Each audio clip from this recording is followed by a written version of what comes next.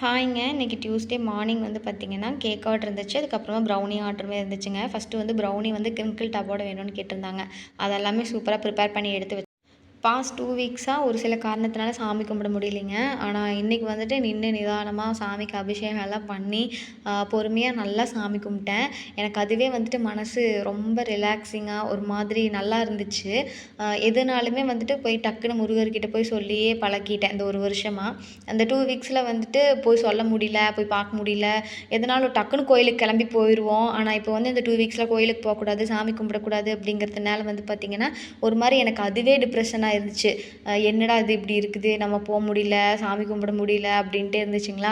இன்றைக்கி வந்து பார்த்திங்கன்னா நல்லா சாமி கும்பிட்டதுனால இன்றைக்கி டே ஃபுல்லாக வந்து எனக்கு அவ்வளோ ஹாப்பியாக மனசு வந்து அவ்வளோ சந்தோஷமாக இருந்துச்சு.